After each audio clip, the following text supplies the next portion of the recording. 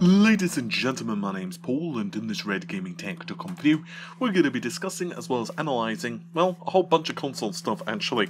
In just about 90 minutes from now, the Nvidia conference will begin, and we will learn how Papa shall provide us with the new generation of Nvidia cards. I will have a separate video which will be detailing that, but there's also quite a bit happening in the world of consoles, so hopefully you enjoy this video too. I want to start things out with a small update to the ray tracing custom solution that I covered just recently for the PlayStation 5, as there's a very interesting PDF actually, which is known as Sony Technology 2020. A couple of people actually messaged me letting me know about the slides, and then did some Googling and eventually found the source for it. And unfortunately, we don't have a deep dive into the full architecture of the console here. Honestly, it's very interesting to me that Sony have even put this up, given that certain technical details of the PlayStation 5 are not exactly prevalent at the moment, and that's me being super duper generous. However, there are some very interesting things that are mentioned, and it seems to confirm that at the very least the software implementation of hardware-based ray tracing is custom. So I won't read out all of this because it's quite lengthy, besides which you can see it on the screen, but the vision of Sony is to provide customers with the best place to play, consisting of 14 worldwide studios, blah blah blah blah blah, and it will be equipped with a custom GPU from AMD that supports ray tracing. Many people associate ray tracing with rendering technology and computer graphics, and the ray tracing that Wantabi-san, hopefully I've pronounced that correctly, is researching is developing simpler yet widely applicable technology that detects intersections between rays and objects.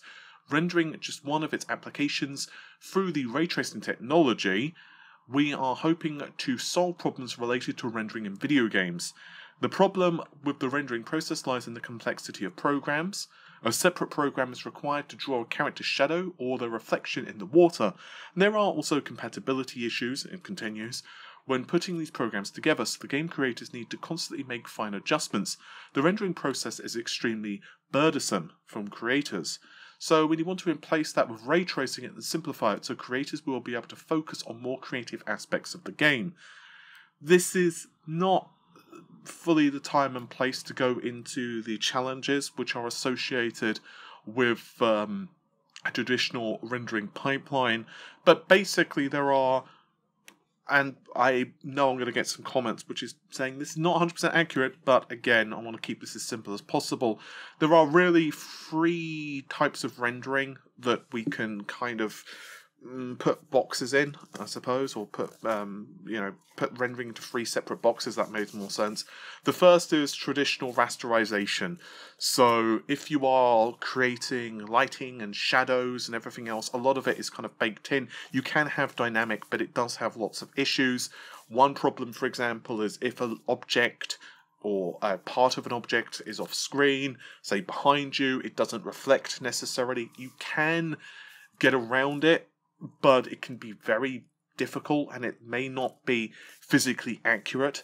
The next step is something like hybrid ray tracing, which is something we're seeing with the next-gen consoles being pushed, and Nvidia, of course, have also pushed it heavily with RTX. So games like, for example, Control are titles which use this. So polygons and whatever else, textures are rendered basically as normal, but then ray tracing is essentially added on top, and this once again aims to improve the realistic aesthetic of shadows and lighting and everything else. And then there's the next stage up, which is something like path tracing. Minecraft RTX is a good example. We've seen that running on the Xbox Series X as well, and other titles which use this would be, say, Quake 2 RTX. It is very demanding, as there are way more rays being thrown into the scene, and essentially the entire image is being generated via ray tracing, which is not simple to do.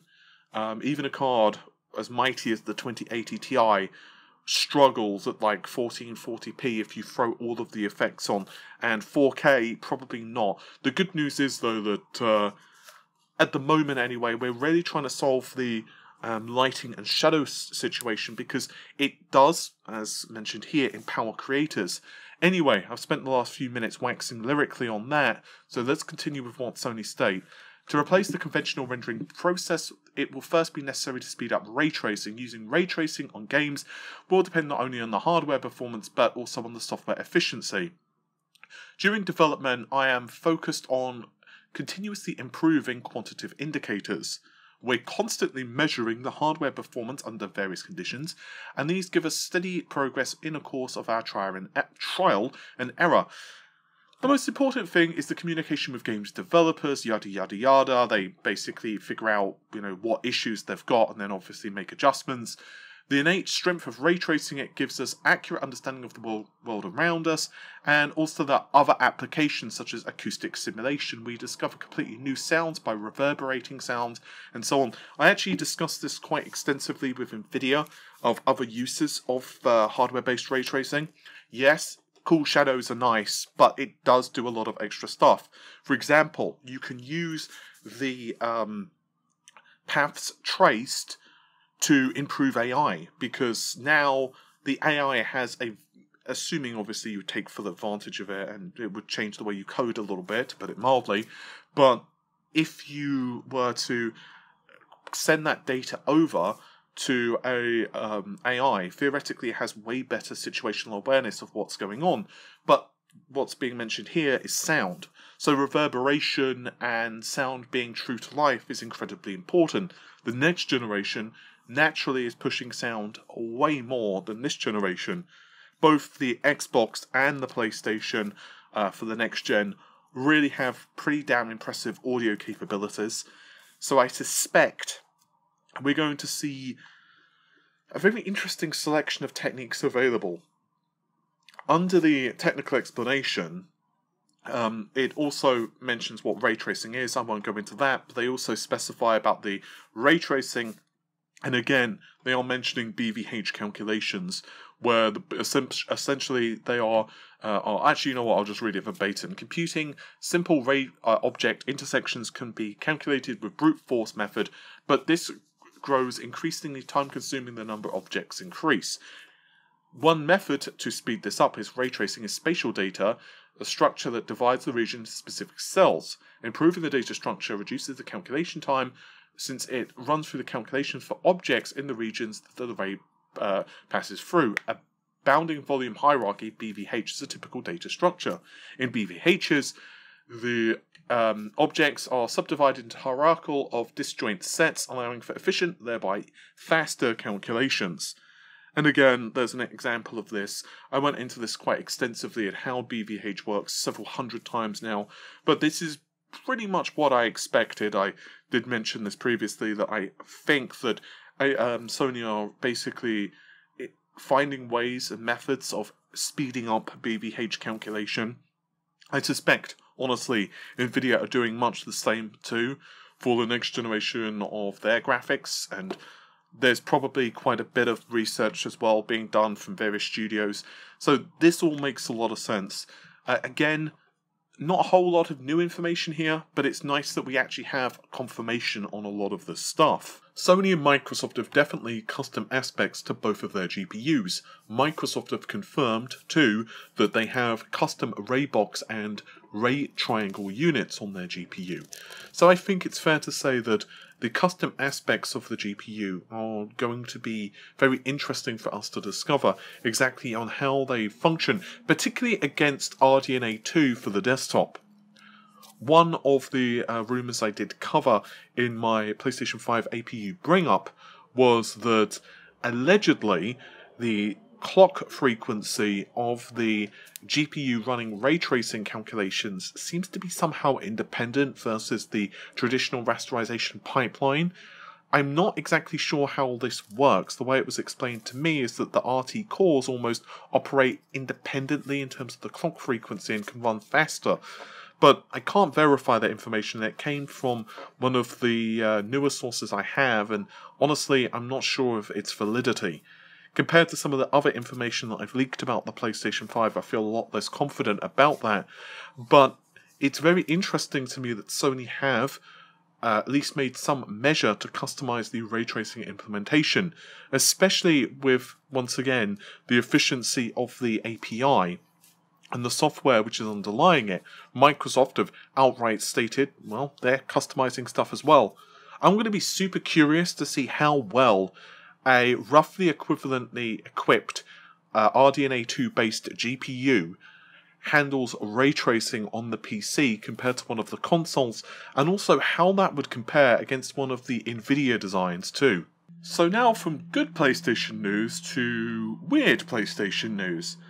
There is a rumour that's floating around that the PlayStation 5 may be delayed for launch in the rest of the world. And I cannot verify this, but I have actually been told something a while ago which hinted that we would actually see a later release, but I ignored it. You'll get into that in just a moment. So originally this was spotted, and I'm definitely going to butcher this pronunciation, Rian van Wyk, hopefully I've pronounced that correctly. They are a Twitter user, and they noticed at the end of the Call of Duty Cold War, or Black Ops Cold War trailer, that it indicates that the PlayStation 5 version is coming holiday 2020 for the US and Canada, but for the rest of the world, which obviously means Europe, the UK, Japan, whatever, it states that it's coming late 2020, which obviously indicates that it's not the same date. One thing which could possibly back this up is that registering to pre-order was only available for North America. You could not do it in, let's say, Europe, which is a bit weird. You would kind of expect for the dates to be simultaneous if there is a worldwide release. But what's interesting is I had someone message me. I don't know if they would want me to give their name or not. It was on Twitter. So I'm gonna say what they said, but I stress I don't know whether they want me to reveal who they are, so I won't for privacy reasons. I cannot independently verify what I'm about to say. I would take this with huge grains of salt. I was told this information on the 25th of August, and I did not mention it because honestly I was super duper skeptical. I thought, like everyone else, it was going to be a worldwide launch, but on the back of this rumour, I'm going to say what's said here. Again, this is not a regular source of mine. I cannot verify this information. It's very probably wrong, but there you go. I'm throwing it out there. Apparently, the PlayStation 5 launch in the UK is the 27th of November. The other dates, this is what the source says, the other dates are incorrect. The US date is still not fully confirmed, but it seems like it's going to be the 13th of November. And apparently this individual has two sources, and again, I won't reveal who they are for clear reasons. I just want to once again stress, I do not know this individual's sources. I cannot verify this information. I'm simply saying that that is someone else that has told me that there will be a delay for the PlayStation 5 launching outside of the US or North America. And obviously the only date that I was given there is the UK, so I don't know if that extends to, let's say, Japan or Australia or other parts of the world. It's going to be very interesting if that's true, because the rumour is that Microsoft are going to launch prior to the PlayStation, but it's also rumoured that the launch for the Xbox is going to be simultaneous across the world.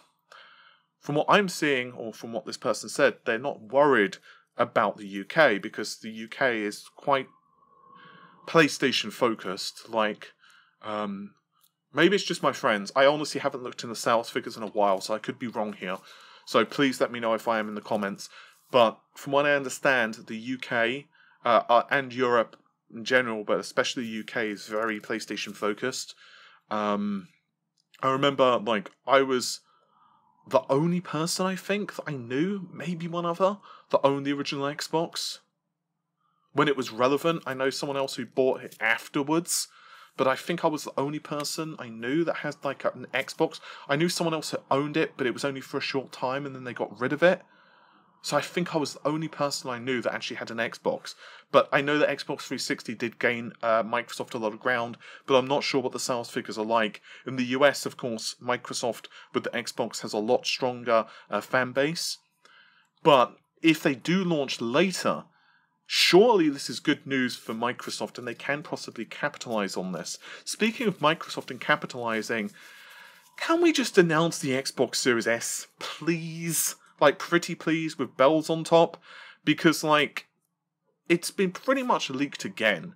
Do you remember, it seems like so long ago, but there was the whole packaging leaks for the controllers, right? And we saw mention of support for the Xbox Series S. But, yeah, there's been yet another confirmation at this point, because the Xbox Series X and Xbox Series S are both mentioned on an Xbox Game Pass. And it specifically states, includes Xbox Live Gold and unlimited access to 100 high-quality games on the Xbox Series X, Type S, Xbox One, and Windows 10. Once again, this is for a trial code. Now, it is possible that this is some type of typo, it's possible that it's a Photoshop or a fake or whatever else, but let's just be honest, at this point, it's all but certain that the Xbox Series S does exist. The question for me right now is how much money will Microsoft charge for this console versus a premium system, the Xbox Series X.